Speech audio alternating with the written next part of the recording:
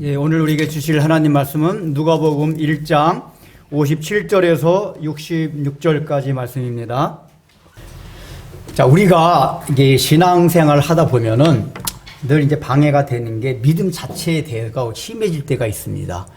하나님이 살아계신가, 예수님이 정말 하나님인가 하는 본질적인 문제에 대해서 우리가 믿지 못하게 되고, 또 혹시 그런 믿음을 가졌다 하더라도 실제적인 우리 삶 속에서 피부로 막 확 와닿는, 야, 정말 하나님 살아계시는구나, 천국과 지옥이 있구나, 이런 거가 실제 느껴지지 않아서 신앙생활 하기 힘들 때가 많습니다. 그러니까 이제 믿음이라는 게 첫 번째는 인지적인 믿음이 있어요. 인지적인 믿음. 이게 지식적으로 동의가 돼가지고 되는 믿음이 있고, 그러나 이 믿음을 가진 다음에도 피부로, 가슴으로 실제 생동감 있게 느껴지는 믿음, 이게 있어야지 사실은 신앙생활이 아주 활기차고 생동력이 있거든요. 이게 두 번째는 생동력의 피부로 와닿는 믿음, 실제적인 믿음이 있습니다. 이게 누가는 지금 이 성경을 기록하면서 그런 두 가지 믿음이 다 없는 사람들을 염두에 두고 이 누가복음을 쓰고 있다고 서두에 말씀을 드렸습니다. 그래서 인지적인 믿음 자체가 없는 사람들을 위해서 누가가 어떻게 썼다고 그랬죠? 누가는 역사가요, 의사예요. 그래서 그 당시에 역사가들이 일반적으로 기술했던 방식을 따라서 누가복음을 기록했다고 말씀을 드렸습니다. 그래서 역사적인 서술.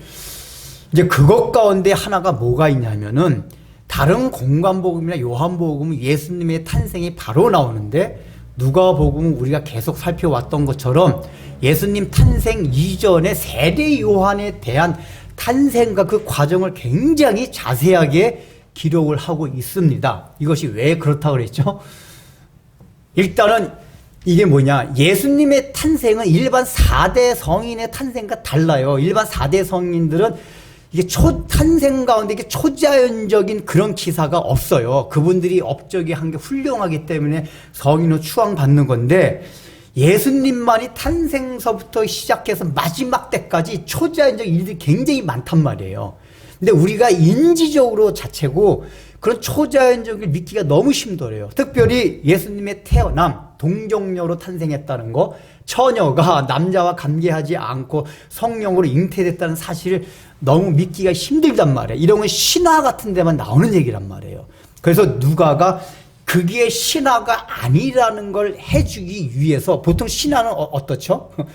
공과 호랑이가 어느 날 뜬금없이 만나서 역사 유례가 없어요. 뜬금없이 만나서 동굴 속에 있다가 아들 낳아가지고 환웅이 되고 막 이런 식이에요. 신화는 그래요. 어느 날 갑자기 알이 있어가지고 알에서 태어난 게 박혁거세다. 그러니까 신화의 특징은 역사적인 육가 원칙에서 어떤 그 근원, 이런 게 없어요. 누가는 그걸 염두에 두고 예수님 탄생 자체가 초자연적인 건데, 이게 신화같이 어느 날 뚝 떨어진 사건이 아니라 이미 구약 때부터 예언되어 왔고, 그 예언이 이루어지는 여러 가지 절차와 과정을 거쳐서 태어나신 분이 예수님이다, 이걸 알려주기 위해서 누가 보면 굉장히 자세하게 이걸 기록하고 있단 말이에요. 그래서 오늘 세례 요한의 탄생도 그 부분이란 말이에요. 그래서 우리가 예수님의 탄생 생각할 때, 누가가 이렇게 기록했다는 것은 예수님이 동정녀로 초자연적으로 탄생을 하긴 했지만은 그게 우리가 생각하는 신화적인 내용이 아니라, 하늘에서 갑자기 뚝 떨어진 그 내용이 아니라 역사적인 유래와 과정, 이런 걸 거쳐서 오신 분이다. 일단은 그렇게 인지를 해야 돼요. 그거를 첫 번째로 나타나는 게 57절입니다. 오늘 엘리사벳이 해산할 기한이 차서 아들을 낳으니 라고 이제 57절을 시작합니다. 여기서 이제 우리말 번역은 그냥 해산할 기한이 차서 이렇게 됐지만은 해산할 때가 되매, 그 얘기예요. 여러분, 때가 되매라는 이 표현을 성경에서 많이 봤죠. 예수님이 태어나실 때도 때가 되매 아우구스토 황제가 그러니까 원래 뭐냐면 아우구스토 황제가 이제 호정령을 내렸잖아요. 그때 아우구스투스가. 그 호정령이 예수님이 베들레헴에서 태어나기, 나사렛에 살고 있던 마리아와 요셉을 성경에 예언된 대로 베들레헴에서 태어나게 하기 위해서 호정령을 내린 거란 말이에요. 가게끔. 때가 되매. 그러니까 그 때가 되매라는 게 뭐라고 했죠? 헬라어에서는 시간이 카이로스, 클로노스 두 가지가 있어요. 클로노스라는 건 그냥 흘러가는 물리적인 우리가 말하는 시간. 근데 성경에서 때, 시간을 말할 때는 대부분이 카이로스, 의미가 있는 시간, 하나님이 어떤 정한 때, 이걸 말합니다. 여기서도 엘리사벳이 해산할 때가 되면, 그러니까 세례 요한이 태어났다는 게 그저 시간이 10달 동안 흘러서 엘리사벳이 요한을 낳았다는 얘기가 아니라, 이게 뭐냐? 구약 때부터 예언된 그 세례 요한이 때가 되어 이제 아들을 낳으니, 그 얘기란 말이에요. 그럼 왜 이게 때가 되면요?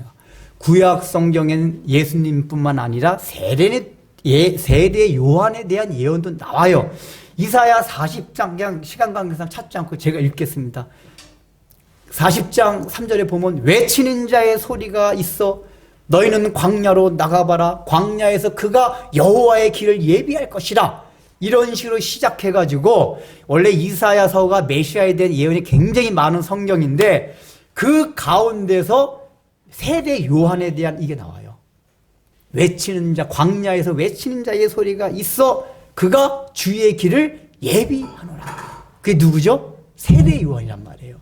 이렇게 구약 성경부터 예언된 그 바로 주의 길을 예비하기 위한 세례 요한이 때가 되매 엘리사벳이 낳으니, 그거란 말이에요. 그러니까 이 세례 요한이 태어났다는 거는 여기서 강조점이 뭐냐? 자연적인 10달 뒤에 태어났다는 여기에 초점이 있는 것이 아니라 하나님의 예언이 이루어지는 그것을 강조해서 한 얘기란 말이에요. 이게 뭐냐? 그 요한이 태어나면서 이제 주의 길을 예비할 수 있는 준비가 되었다. 이걸 지금 얘기하는 겁니다. 그래서 이 전체적인 내용은 뭐냐? 이렇게 해가지고 이제 엘리사벳이 아들 낳잖아요. 근데 요전에 어떤 사건이 있었습니까? 마리아가 처녀가 임신해 이제 막 배가 조금 불러온 기미가 보이니까 근심과 걱정에 대해서 이걸 상담하러 엘리사벳을 찾아갔다가 그 56절에 보면은 석 달 동안 함께 있습니다. 그러니까 거기서 엘리사벳을 통해서 믿음의 선배를 통해서 위로를 받고 권면을 받고 그 짓누리던 마음에 자유함을 얻습니다. 그래, 내가 처녀로 지금 배가 불러와가지고 사람들이 조롱받고 나중에 돌팔매질을 당한다 할지라도 이건 하나님의 예언 가운데 있는 그 아이를 내가 임신하고 있기 때문에 마리아가 기쁨을 그걸 받아들였어요. 그래서 그 마음을 3개월간 엘리사벳과 있으면서 유지하고 있습니다. 그런 상태에서 이제 엘리사벳도 이제 10달이 되어서 이제 세례 요한을 출생하는 거예요.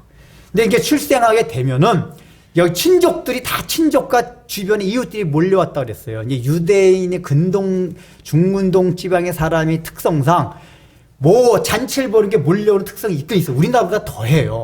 제가 중동 문화를 보니까 우리나라보다 이 주변 사람들 이렇게 같이 경조사 축하해 주는 게 강한 이 성향도 있거든요.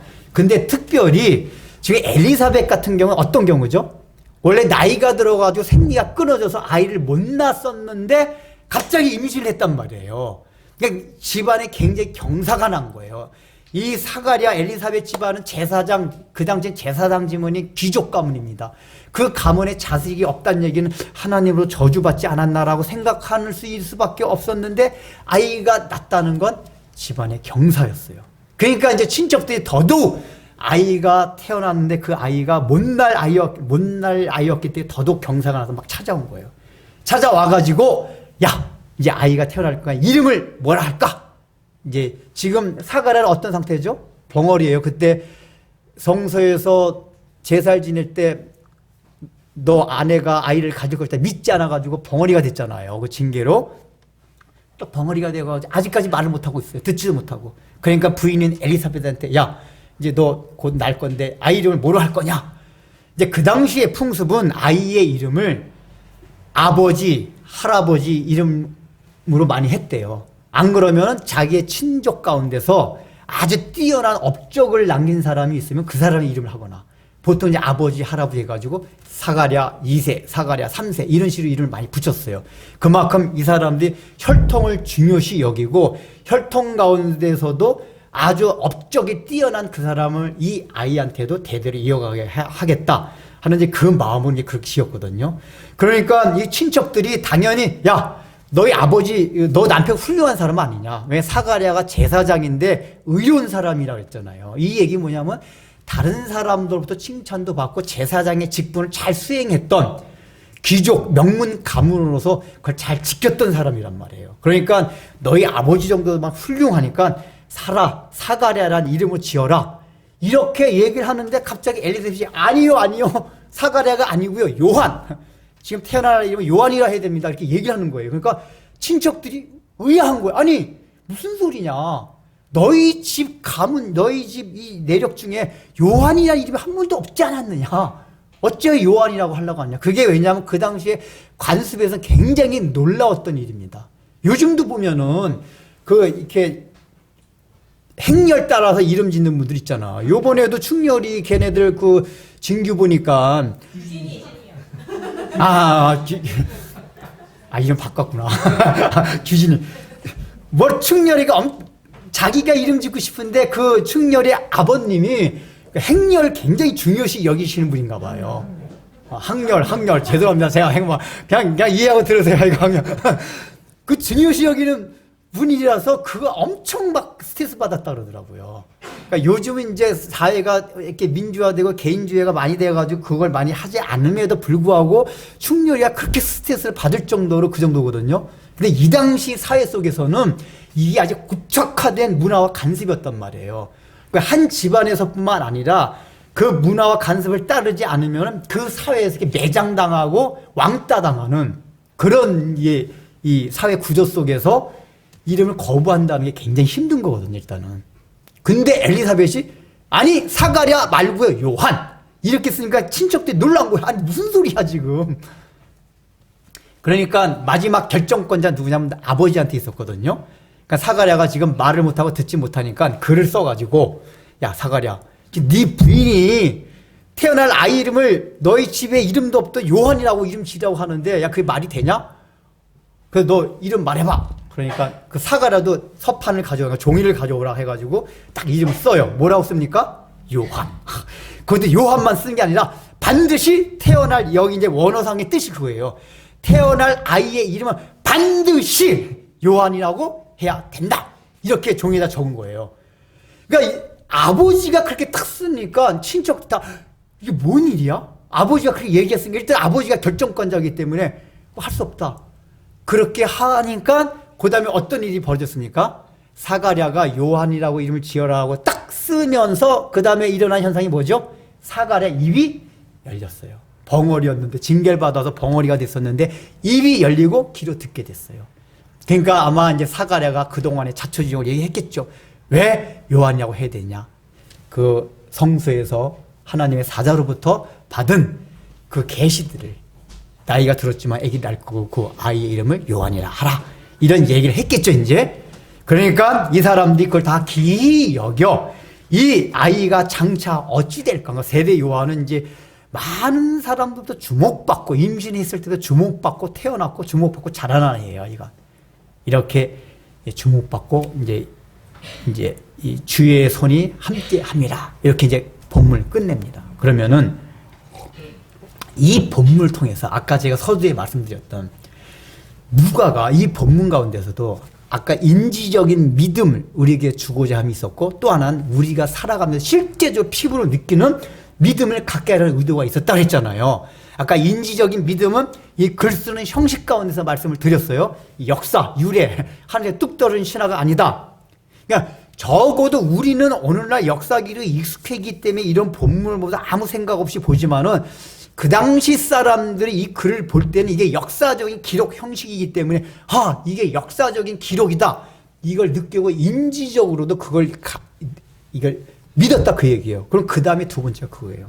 그러면은 예수님이 동정녀로 탄생했고 하나님이 살아계시고 하나님이 함께 하시다. 이걸 인지적으로 느끼는 것뿐만 아니라 나의 삶 속에서 피부에 와닿는 그 믿음은 나에게 없는데 어떻게 할까? 이것에 대한 답이 이 본문 가운데. 그러니까 본문 하나하나 다 살피지 않고 그 관점에서 두 가지만 보겠습니다. 여기 보면은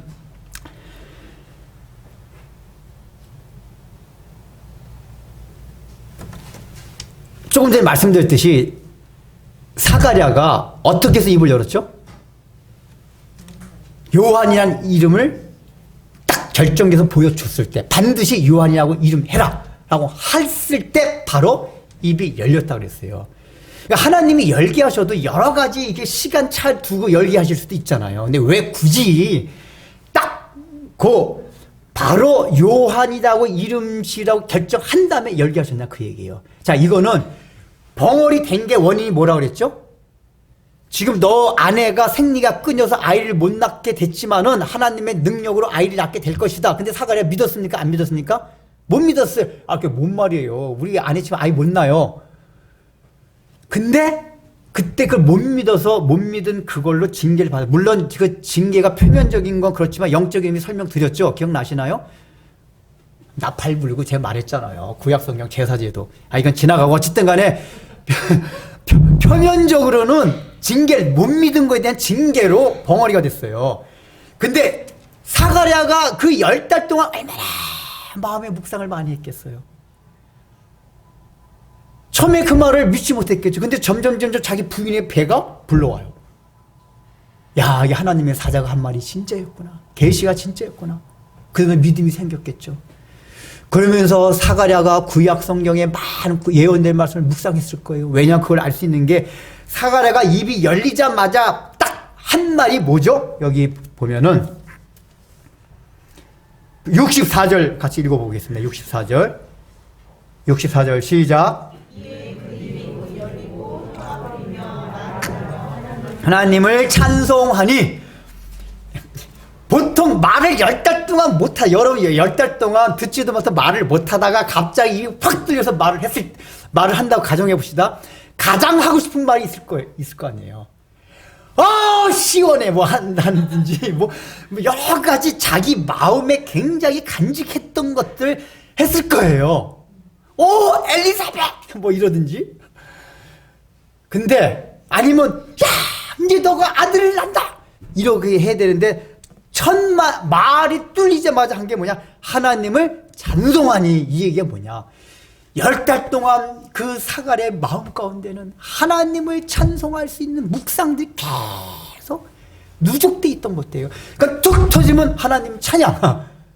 처음엔 안 믿었던 것들이 엘리사벳의 배가 불러오면서 하나님의 사자가 한 말 진짜였구나. 내가 그걸 왜 못 믿었나? 이러면서 이 사가랴가 제사장이기 때문에 성경을 잘 알잖아요. 구약 성경에 예언된 그 말씀들. 그렇지. 주님이 오시기 전에 그것도 있었지. 이런 걸 묵상하면서 하나님을 찬양하는 마음이 가득 찬 거예요. 그러니까 이 사가랴가 뭐냐? 말씀을 이제 내가 집안 친가 식구들한테 욕을 먹는 한이 있어도 하나님께서 계시진 대로 이 아이 이름은 요한이라고 정한다. 아까 말한 욕을 먹는 한이 있어도 순종했다 그 얘기예요. 하나님의 계시를 믿고 순종했다. 첫 번째, 하나님을 우리의 삶 가운데 피부로 느끼기 위해서는 순종해야 돼요. 우리 아이들 봐봐. 제가 우리 아이들 지난번에 말씀드렸지만 MT 가가지고 설문지를 딱 이름 쓰지 않고 설문지를 돌리겠어요. 우리 기독교 신앙의 본질에 대한 것들을 하나님 계신 걸 믿냐, 예수 그리스도가 제 때문에 쫙 질문, 사도신경 그 내용들을 질문해가지고 이름 쓰지 말게 하고 솔직하게 하려고 했더니 제가 깜짝 놀랐던 게 1, 2, 3, 4, 5에서 5번이 100%, 1번이 20%이 있는데 거의 다 4번! 4번. 그래서 내가 애들 너무 기특해가지고 상금도 주고. 근데 애들이 분명히 그걸 믿기 때문에 그렇게 쓴 건데 그 주관식도 제가 몇 개 썼거든요. 보니까 믿음이 있어요. 근데 실제 애들이 행동하는 거 보면은 믿음이 없어 보여요. 왜 그렇지? 맨날 게임하고 예수 믿는 사람들에게 좀 이게 삶 속에서 실제로 하나님 막 느끼는 건 없는 거예요. 이게 인지적으로 믿는 거예요, 애들이니까. 인지적으로는 어릴 때부터 교회 들어왔기 때문에. 제가 이제 그걸 알았어요. 얘들아, 너희 하나님 믿는다 그랬지? 근데 하나님 진짜, 정말 하나님 살아계시구나. 이게 못 느껴지지? 왜 못 느껴지는지 알아? 순종하지 못해서 그래요. 저도 마찬가지예요. 어릴 때부터 모태 신앙이기 때문에 인지적인 믿음 계속 있어 왔어요. 근데 저도 이게 사람이기 때문에 정말 하나님이 내 옆에서 막 살아계셔서 함께 역사해주고 함께 하시고 이런 못 느꼈단 말이에요. 근데 제가 그거를 느낀 결정적인 때가 있었어요. 그게 언제냐면 초등학교 6학년 때 학교에서 오라 그랬어요. 우리는 어릴 때 주일 성수를 굉장히 철저하게 배웠습니다. 예, 우리 때는 이제 9시에 주일학교 예배가 있고 한 10시쯤 끝나면 11시에 어른 예배 드립니다. 그럼 12시 반쯤 끝나면 점심 다 같이 먹고 2시에 또 어른 예배 드립니다. 2시에 한 4시쯤 이제 어른 예배 4시나 4시 반에 어른 예배 끝나면 5시에 또 어린 예배 있었어요. 그럼 어린이들은 아침 오전 9시 예배 드리고 교회 놀되 교회 바깥에서 놀지 말라. 주일학교 선생님들. 교회 안에서 마당이 있었거든요. 애들하고 놀다가 어른 예배 끝나면 점심 같이 먹고 또 놀다가 5시에 어린 예배 드리고 6시 이제 집에 가고 그랬단 말이에요. 학교 가면은 10계명 중 4계명을 어기는 거다 아주 철저하게 배워가지고 뭐 이게 주일날 학교 간다 이런 거 아예 상상을 못했어요. 그랬다가 주일날 제가 잠깐 공부했다가 선생님한테 걸려가지고 얼마나 혼났는지 한번 여러분 이해가 안 되시죠? 그게 지금 우리 주일 성수를 그만큼 철저하게 배웠어요. 근데 주일날 어느 날 선생님 학교를 좀 오래요. 뭐 개인적으로 시킬 게 있어가지고 선생님들 아껴서 오라고 한 거거든요. 안 갔어요 제가. 안 가고 월요일날 딱 가가지고 저는 선생님 말씀보다도 하나님의 말씀을 더 중요시 여깁니다. 이러니까 갑자기 선생님이 따구로 확 깔기더니 여러분 그 알죠? 이게 대걸레 자루. 우리 애들 대걸레 알아? 이렇게 미는 거 학교에? 각구멍 말고 대걸레 자루 대가 이렇게 동그래요. 이게 엄청나게 아파요. 이게 저는 이제 각구멍으로 우리 아버지한테 많이 맞아봤는데 각구멍은 소리는 퍽퍽 나는데 덜 아파요. 이게 넓이가 넓어서. 근데 그 대걸레 자루는 원통으로 됐기 때문에 원이라는 게 단위 면적이 좁아가지고 힘이 딱 뭉치잖아요. 그러니까 무지하게 아파요. 이거 한 대만 세게 맞아도 멍들어요. 제 각구멍으로 아버지한테 맞았을 때도 매일 멍들어가지고 우리 아버지가 때린 다음에 다시 안티프라미 발라주고 많이 했었거든요. 근데 제가 그때 신기한 게 뭐냐면은 선생님이 그때 때리고 나중에 사과하더라. 야, 그러니까 선생님이 너무 화가 나 순간적으로 내가 너무 당돌하게 느껴졌대요. 갑자기 이게 순종적이고 말도 잘 듣는 애가 저는 선생님 말씀보다 하나님의 말씀이 중요하다고 그러니까 갑자기 그분도 다혈질에 확 때리고 나서는 저를 원래 예뻐했기 때문에 나중에는 아유 웅준아 미안하다 그러는데 중요한 건 뭐냐면 때릴 때 하나도 안 아팠어요. 그러면 이제 우리가 생각할 때 아, 그거 안 아픈 거는 심리적으로 충분히 그럴 수도 있다라고 생각할 수가 있어요. 근데 중요한 거는 멍이 안 들어. 원래 마포 그 대걸레자를 맞으면 한 대만 세게 맞아도 여기 딱 이 멍이 딱 시퍼렇게 딱 되거든요. 우리 항상 맞고 나오면 옷 벗어봐 이렇게 해가지고. 근데 몇 대 세게 맞았는데도 멍이 안 들었어요. 제가 그때 얼마나 이게 너무 신기했단 말이에요. 심리적으로 그렇다 쳐도 실제 멍이 안 들었어요. 그러니까 제가 그때 하나님이 내가 정말 4계명을 철저하게 지키려고 내가 선생님한테 매 맞을까고 하는 게 혼날까고 하고 했더니 정말 하나님이 살아계신 보여주는구나. 제 그때 어린 나이 좀 마음 가운데 하나님이 정말 나와 함께 하시네. 살아계시네. 그러니까 이게 지식적으로만 아니라 야 하나님 정말 살아계시는구나. 이게 피부에 막 와닿더라고요. 그게 한 번이었어요. 그리고 나도 또 주일날 그 고등학교 갈 때도 그런 거 있었는데 그때는 그런 일이 없더라고요. 하나님이 그때 제가 보기에는 한 번 딱 어렸을 때 하나님이 살아계신다는 걸 이게 증거해 주기 위해서 저로 알고 보여주신 것 같아요. 신기하지 않아요? 저희 그때 굉장히 신기했거든요.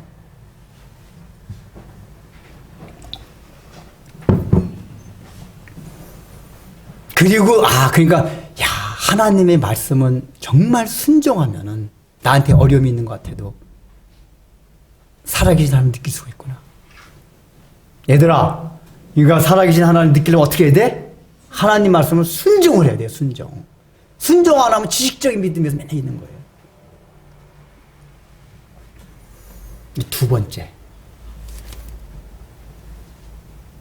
두 번째 뭐냐? 여기 이름을 사가랴로 하지 말고 요한이라고 하라고 했어요. 그러니까 실제적인 믿음을 말하는데 두 번째, 첫 번째 순종, 두 번째 뭐죠? 이름이 있어요. 이름에. 자, 사가랴라는 뜻은 뭐라고 그랬습니까? 하나님이 너를 기억하신다 그 뜻이었어요. 이거 좋은 뜻이죠. 요한이라는 뜻은 뭐냐면 하나님은 은혜로우시다 그 뜻이에요. 둘 다 좋은 뜻이에요. 그러니까 어차피 유대인들은 하나님은 우리는 백성이었기 때문에 이름이 다 좋은 뜻이란 말이에요. 그럼 굳이 사가랴라고 이름 줘도 괜찮은데 왜 하나님께서 굳이 요한이라고 꼭 이름 지으라고 했냐 그 얘기예요. 그건 뭐냐면 요한이란 이름 뜻 하나님은 은혜로우시다. 이게 세례 이 태어날 아이 우리가 알고 세례 요한의 일생 가운데 그가 짊어지고 다녀야 될 삶이기 때문에 그러니까 이름이라는 건 그 사람을 대표하고 상징하는 거거든요. 근데 세례 요한의 삶은 하나님이 은혜로우시다는 것을 증거하는 삶이었어요. 그래서 하나님이 요한이라고 이름을 지은 거예요. 그럼 왜 세례 요한의 삶이 하나님은 은혜로우시다 그거였냐 그 얘기예요.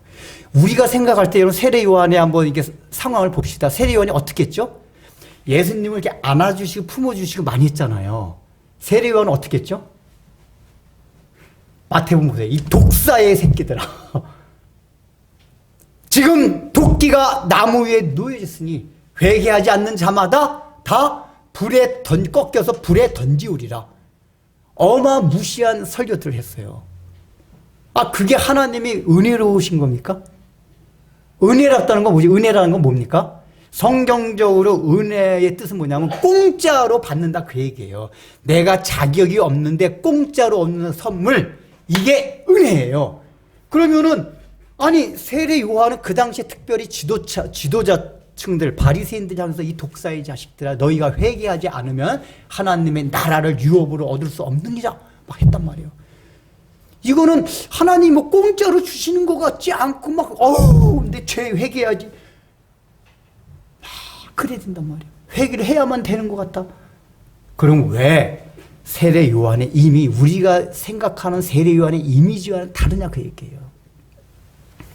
요걸 알기 위해서 이제 세례 요한이 누구의 영을 받았다 그랬죠? 엘리야의 영. 엘리야의 영을 받았다는 얘기 뭡니까? 우리가 말씀을 드렸죠?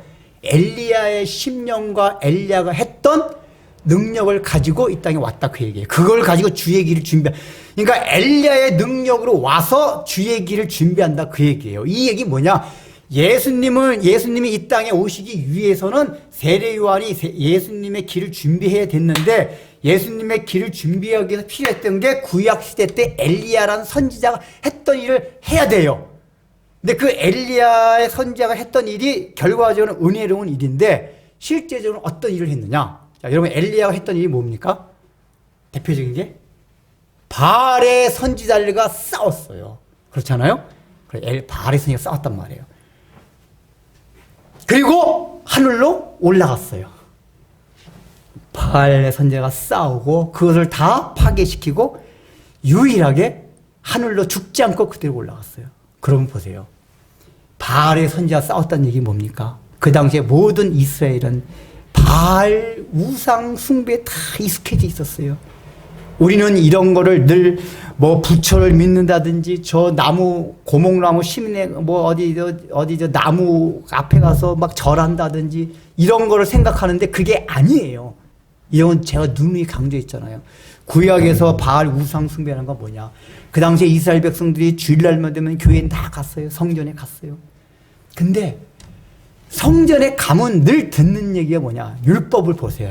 여러분 율법의 성격이 우리로 하여금 즐거운 소리입니까?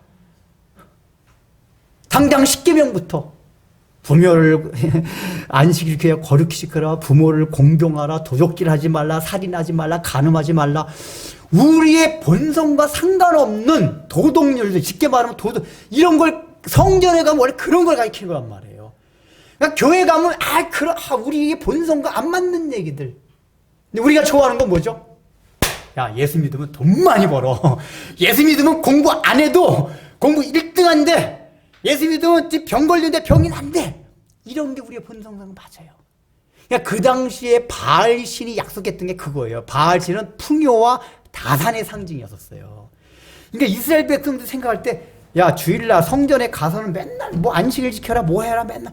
구약에 보면 그런 거 많이 나오잖아요. 이런 얘기만 나오는데, 야, 바알 신 믿는 얘기들 들어보니까, 야, 거기 가면 맨날 돈 주고, 명예 주고, 건강 주고 한데, 이게 이스라엘 백성들의 기가 솔깃한 거예요. 그래, 하나님을 믿는데, 하나님이 그걸 안 주시니까 그런 말씀 안 해주시니까 바알한테 그 얘기를 듣는 거예요. 그게 우상이란 말이에요. 네, 여러분, 하나님은 그 당시에도, 근데 그 엘리야가 그걸 깨버린 거란 말이에요. 근데 보세요. 우리가 구약 시대 때도 하나님은 늘 은혜로 주신 분이었어요. 공짜로 자신을 주려고 하셨어요.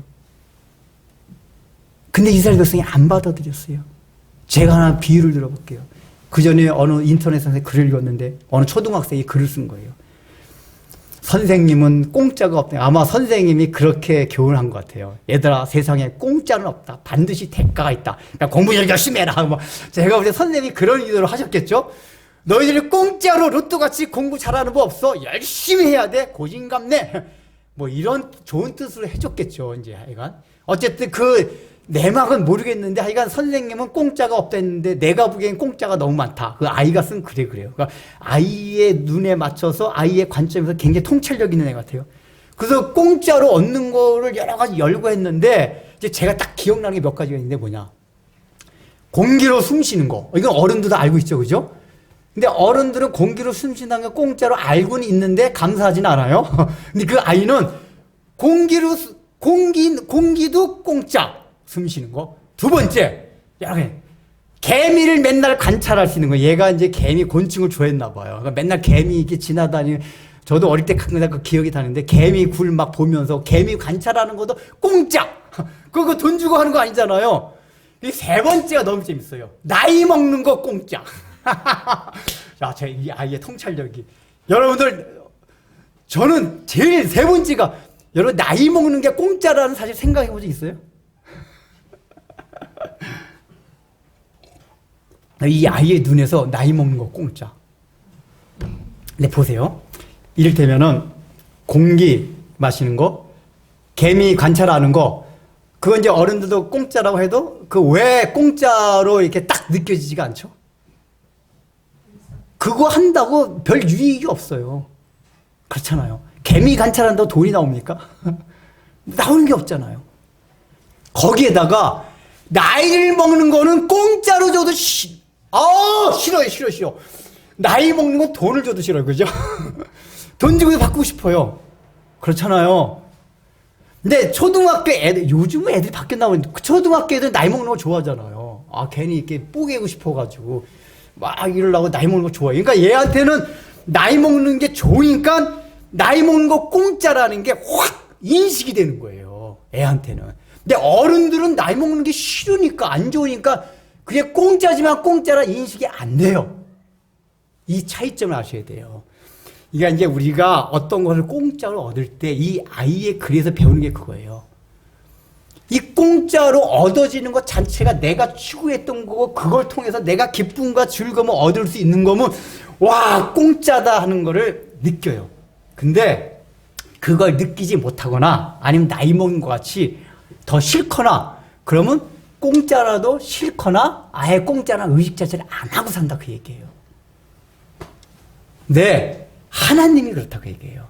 하나님은 은혜로우시다 얘기 뭐죠? 야, 나를 공짜로 너희한테 줄게! 이 얘기예요. 은혜로우시다. 요한. 이건 뭐냐? 내가 나를 너희한테 공짜로 줄게. 내 나라를 너희한테 공짜로 줄게. 근데 구약시대부터 이스라엘 백성들은 그게 어떻게 들렸냐? 나이 먹는 거 공짜로 줄게. 이런 식으로 들린 거랑 똑같은 이해되세요? 구약 백성들한테 하나님과 하나님 나라를 공짜로 준다는 얘기는 어른들이 나이 먹는 걸 공짜로 주는 거와 좀 나면은 개미 관찰하는 거와 비슷하게 들린 거란 말이야. 그게 뭐? 개미 관찰한다 뭐? 그 공짜로 준다고 뭐? 그 공짜 필요 없고 그 뭐 개미가 개미 공짜로 관찰하는 거 뭐? 그 뭐요? 나이 먹는 거 공짜 싫어요. 왜 그렇죠? 이미 구약 때부터 하나님과 하나님의 나라는 이 세상 사람들이 가치가 아닌 제가 누누이 강조했던 거 있잖아요. 약육강식 적자생존. 이 나라가 아닌 다른 사람을 나같이 사랑하고 내가 있는 걸 다른 사람한테 나눠주고 여러분 이게 우리 본성이 맞습니까? 우리 부모들도 애를 교육할 때 그러잖아요. 야, 이 병신 새끼야. 나가서 너 맞고 오지 말고 때려. 내가 다 치료해줄게. 이게 전형적인 세상의 원리란 말이에요. 그게 싫어요. 내 아이가 지고 들어오는 게. 근데 하나님의 나라는 그거란 말이에요. 그러니까 아, 공짜라도 싫어요. 그 나라를 주시겠다는 거예요. 싫어요.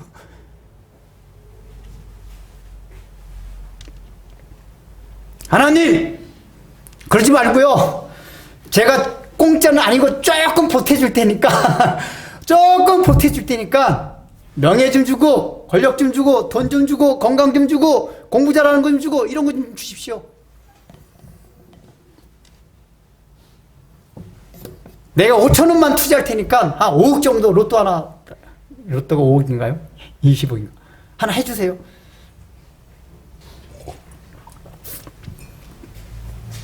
그러니까 하나님이 공짜로 주시되 하나님이 아닌 돈을 공짜로 준다든가 권력을 공짜로 준다든가 명예를 공짜로 준다든가 건강을 공짜로 준다든가 머리 좋은 걸 공짜로 그냥 야! 너 공부 안 해도 돼! 하나도 하지 마!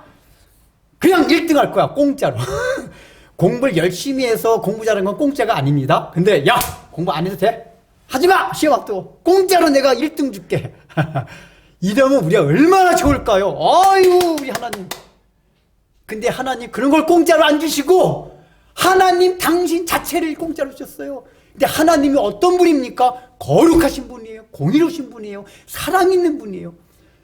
이게 그 하나님의 속성을 우리가 감당이 안 되는 거예요. 뭐 다른 사람은 나같이 사랑하라고 원수를 사랑하라고 개뿔 웃기네. 공짜 싫어요.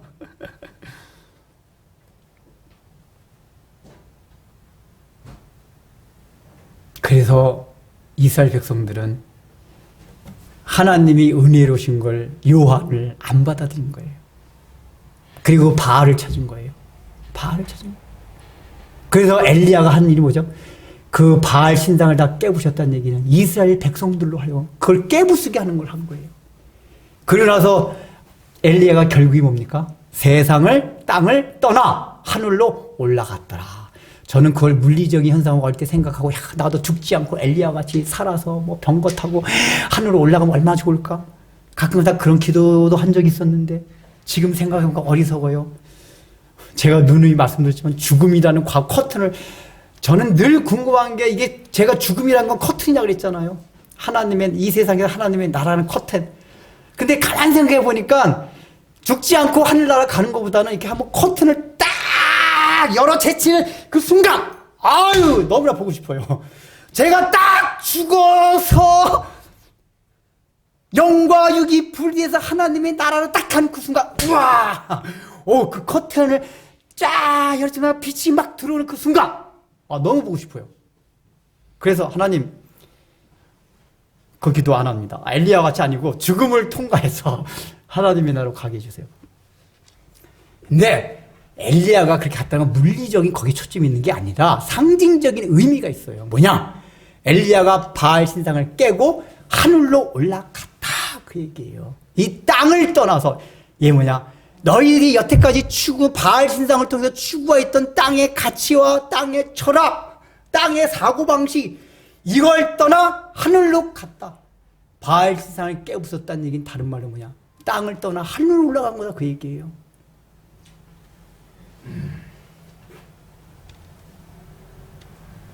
바로 엘리야 그 일을 세례 요한이 하러 왔다 그 얘기예요. 그래서 우리가 예수님을 제대로 받아들이기 위해서는 우리 예수님이 세례 요한이 준비가 있었기 때문에 예수님이 오셨잖아요. 오늘날 우리도 마찬가지예요. 우리의 심령과 우리의 삶 가운데 예수님의 오시게 하기 위해서는 뭐가 필요하냐? 세례 요한에 있었던 준비 작업이 필요해요. 그게 뭐죠? 하나님은 은혜로우시다는 걸 받아들여야 돼요. 요한을 받아들여야 돼요. 그 은혜를 주신 게 뭐죠? 그 은혜는 하나님 나 자신을 너에게 그냥 공짜로 줄게. 하나님의 나라를 하나님을 공짜로 줄게. 예수님은 그 공짜로 주시기 위해서 오신 분이에요. 근데 오늘날 우리들은 그게 싫어요. 왜 오늘날 기독교인들이 이렇게 많음에도 불구하고 이렇게 힘이 없습니까? 저는 요새 그 이단 이런 거 잠깐 저기 나오고 그러는데 이단도 결국 뭐 우리 정통교회가 능력이 없어서 그래요. 이 정통교회가 하나님의 능력이 있다 보면은 이단들이 발생하지 않게 돼요.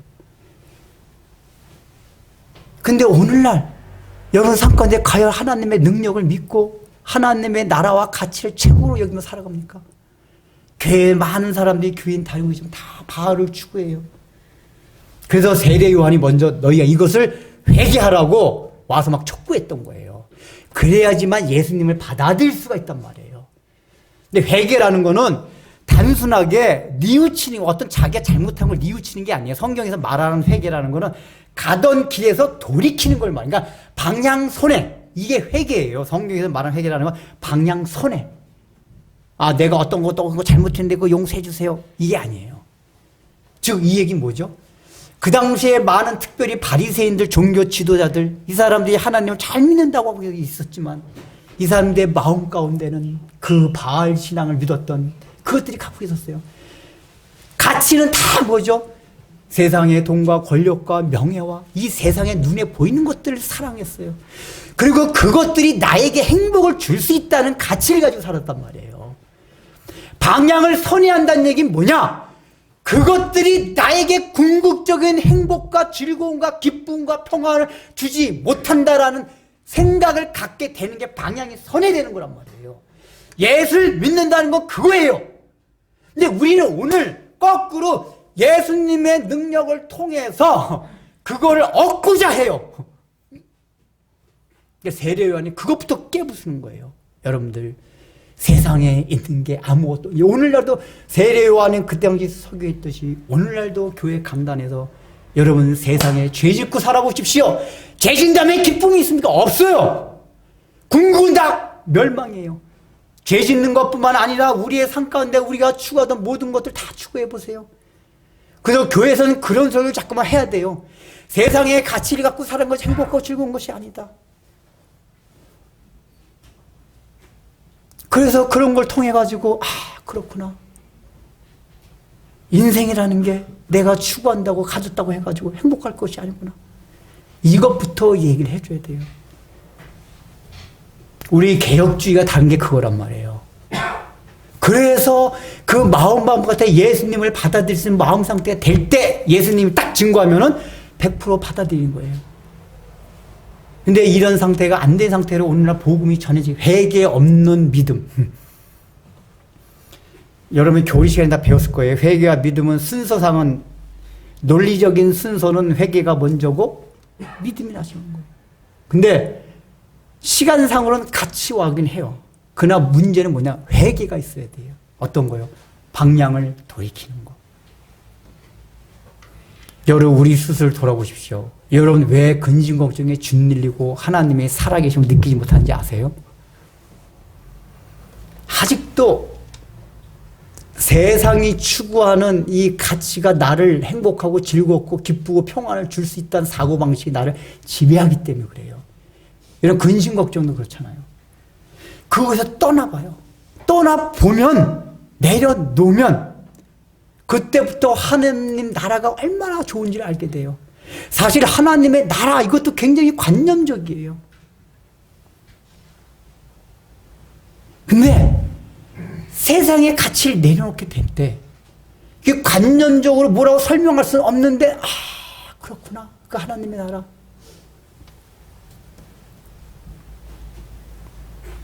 여러분들 회개하십시오.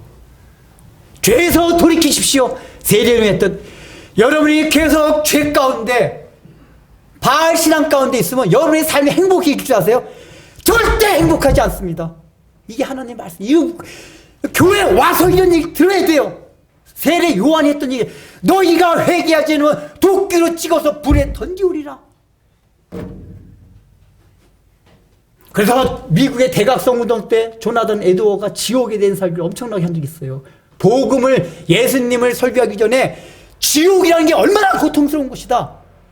그래서 사람들이 그 당시에 글을 읽어보면 조나단 에드워가 설교한 다음에 사람들이 막 울고 빙굴고 난리가 났었대요. 어째요 이대로 지옥 가면 어떡하나. 멸망받으면 어떡하나. 그래서 미국의 대각성 운동들이 일어나고 대각성 운동을 통해서 영국도 그렇고 미국도 그렇고 오히려 도덕적으로 대각성 운동이나 도덕적으로도 갱신 운동이 일어나서 영국, 미국 다 실제 세계사적으로 보면은 발전할 수 있는 계기들이 됐어요, 사실은. 이게 어느 국가 사회든지 도덕적으로 건전하지 않으면 국가가 발전할 수가 없어요. 로마 제국도 그렇고. 우리가 세계사에서는 그런 건 안 다루지만은 실제 영국이 세계를 제패하고 미국이 세계를 제패하는 그 역사 가운데는 부흥의 역사가 있었기 때문에 그런 거예요.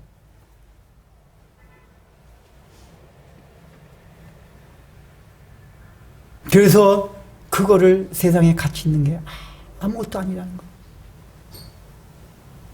제가 제 동생 얘기를 여러 번 가깝게 얘기해요. 그 신앙이 바로 들어가면 무슨 신앙이 생기냐?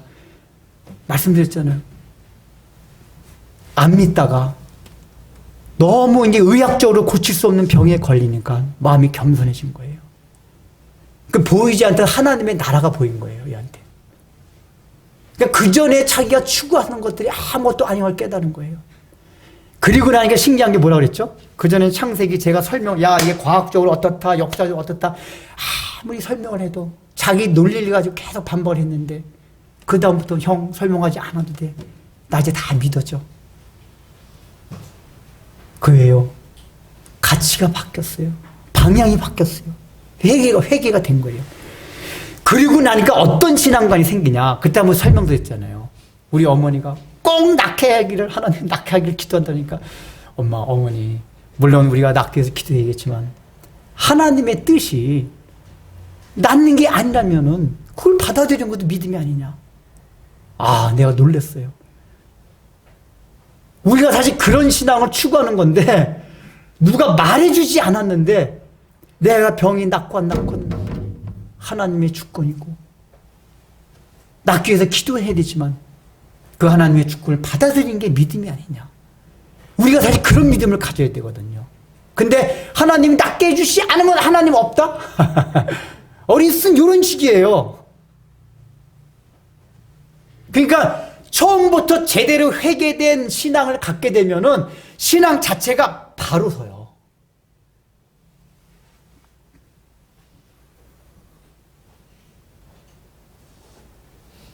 예수님이 변화산성에서 엘리야와 모세와 같이 대화를 나눴어요. 그때 대화가 뭐였죠?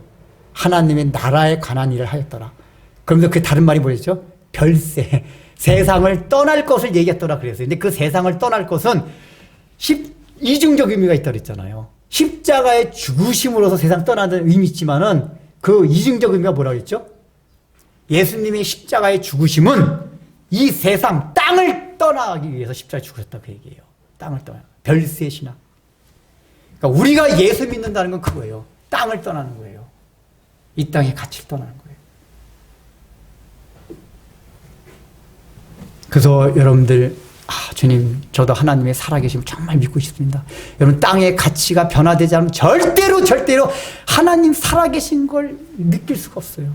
제가 이제 몇십 년간 신앙생활에서 느낀 게 초자연적인 걸 경험해서 예수 믿은 사람이 있어요. 암병 사귀었는데 기도해서 암이 낫다든가, 사업이 정말 부도위기에 처했는데 정말 하나님이 그냥 극적으로 그 사업을 회생시켜주고 사업을 번성케 한다든가. 그것도 하나님의 은혜의 하나입니다. 맞아요. 근데 그런 걸 했어도 사람들이 순간적으로만 하나님의 살아계심을 느끼지 계속 지속되지가 않아요. 계속 굴고 왔다 갔다 그래요. 근데 하나님의 살아계심을 매일 느끼면서 사는 사람은 어떤 사람들이냐? 이 회개가 된 사람, 땅의 가치를 내려놓은 사람들. 이런 사람들은 이렇든지 저렇든지 초자연적인 역사가 있어도 좋고 없어도 좋고 늘 하나님이 살아계시다는 게 나의 마음과 내 마음을 막 끌어요. 우리가 이런 신앙을 가져야 되지 않겠어요?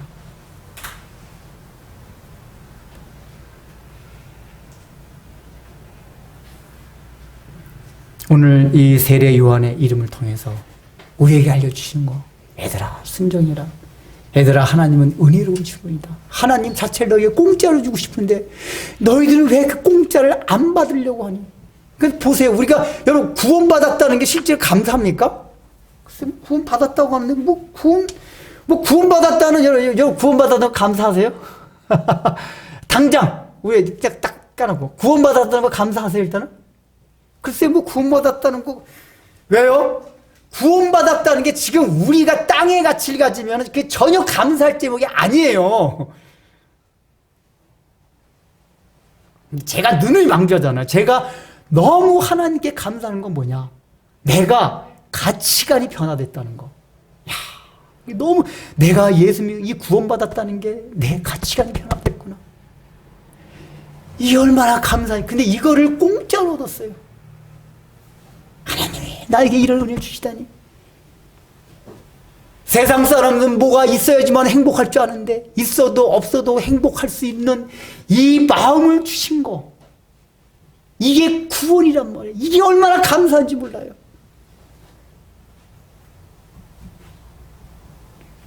힘들든지 안 힘들든지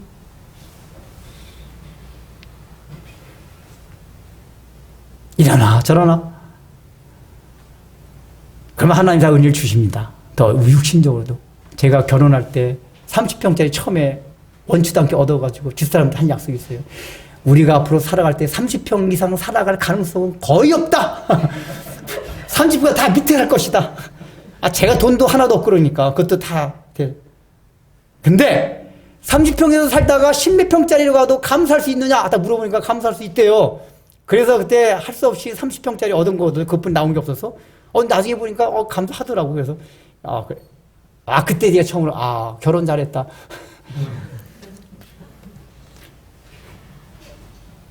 근데 저는 그런 마음을 주셨다는 게 너무 감사해요. 30평이든 10평이든 100평이든 건강하던 병이 있던 뭐든 말든 상관없이 세상을 제압할 수 있는, 아까 제가 대리운전 얘기했잖아요. 대리기사가 어디 대표하고 감히 비교가 됩니까? 그러나 우리는 그런 세상적인 관점이 아니에요. 우리가 갖고 있는 거는 그 가치를 벗어났게 하늘의 가치를 쫓기 때문에 다 우스워요. 여러분 저를 보는 거 못 느끼세요? 제가 얼마나 그렇게 우습게 여기는지? 우습게 여긴다고 그 사람을 우습게 여기는 얘기가 아니라 그런 것들을, 이게 모든 그리스도인이 다 가져야 될 은혜란 말이에요. 그걸 공짜로 주셨다니까요. 공짜로. 그걸 예수님만 믿기만 하면은 우리가 그걸 얻어요.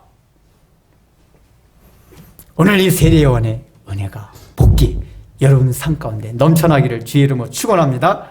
기도하겠습니다.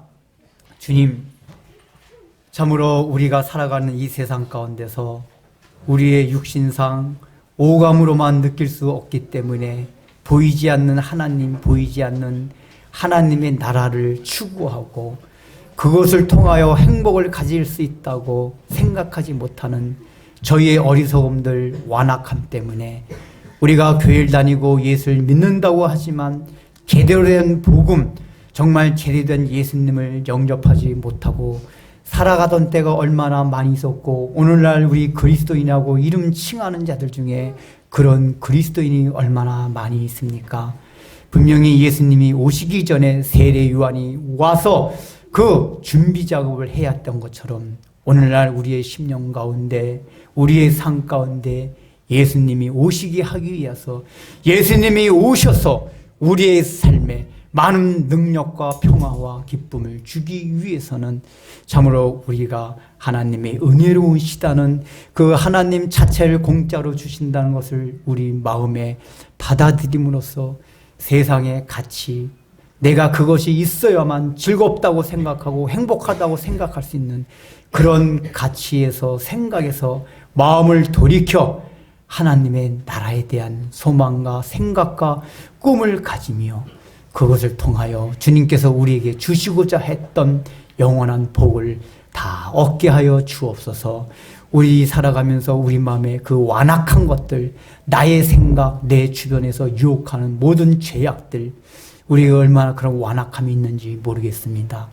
끝내 완악함을 내려오지 못해 멸망하였던 가룟 유다처럼 되지 말고, 비록 죄과 허물이 있지만은 그 모든 것을 내놓고 돌이켰던 베드로처럼, 그래서 능력 있는 주의 일꾼으로 쓰였던 그 베드로처럼 우리들도 비록 지금 현재의 삶은, 우리의 상태는 완악하다 할지라도 주께서 우리에게 빨리 내려놓으라, 어서 오라 말씀하실 때 그것을 내려놓고 주께 감으로써 구원을 받고 영생의 복을 이 땅이나 앞으로 올 모든 세상 가운데서도 누릴 수 있는 복들이 저희 모두에게 허락하여 주옵소서.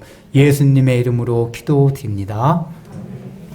이제는 우리 구주 예수 그리스도의 무한하신 은혜와 하나님 아버지의 놀라우신 사랑과 성령님의 감동과 권면하심이 오늘 이 말씀을 받고 내가 교회를 다니곤 있지만 아직까지도 회개하지 아니한 상태에서 그래서 결국은 예수님을 제대로 영접하지 못하고 복음의 세계에 깊이 들어가지 못한 채 변방을 돌기만 하는 그리스도인 상태에서 참된 그리스도인으로 하늘의 기쁨을 만끽하며 살아가기를 소망하는 사랑하는 성도들 위의 삶 위에 이제부터 영원토록 함께 있을지어다.